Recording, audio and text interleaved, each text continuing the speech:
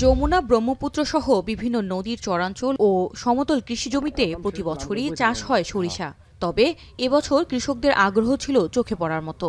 হলুদ ফুলের গালিচার মাঠ, যা এখন রূপ নিয়েছে সবুজ ও বাদামি বর্ণের দানায়।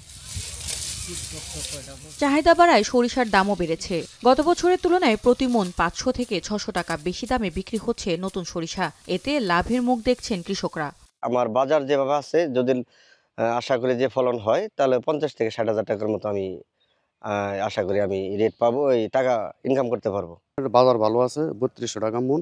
এখন তাতে দেখা যাইতেছে যে আমার অনেক টাকায় লাভ। আল্লাহ দিলে ফলন খুব অন্যান্য বছর খুব ভালো হয়েছে। এই বাজারটা যদি সর্বশেষ পর্যন্ত কৃষক পায়, তাহলে মোটামুটি ভাবে তারা চলতে পারবে আর কি। বড় বড় তেল উৎপাদনকারী প্রতিষ্ঠানগুলো ইতিমধ্যে বাজার থেকে সরিষা সংগ্রহ করে মজুত করছে। প্রকারভেদে প্রতি মণ সরিষা ২০০০ থেকে ৩২০০ টাকায় কেনাবেচা হচ্ছে। এবার সরিষার বাজার ভালো। বাংলাদেশের বিভিন্ন প্রান্তে বিক্রি করি, প্রায় সারা বাংলাদেশ বিক্রি করি। এইভাবে যদি সরিষার বাজারটা এই ৩০০০, ৩১০০, ৩২০০ থাকে, তাহলে কৃষক এটা আবাদ করতে আগ্রহী হবে। ৩০ থেকে ৩৫ লাখ টাকার সরিষা বিক্রি হবে, ক্রয় বিক্রয় হবে।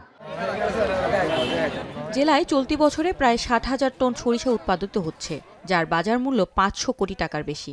কৃষি সম্প্রসারণ অধিদপ্তরের সকল স্তরের কর্মকর্তাগণ আমদানি নির্ভর সয়াবিন তেলের ব্যবহার কমিয়ে সরিষার তেলের ব্যবহার বৃদ্ধিতে সর্বোচ্চ প্রচেষ্টা চালিয়ে যাচ্ছে।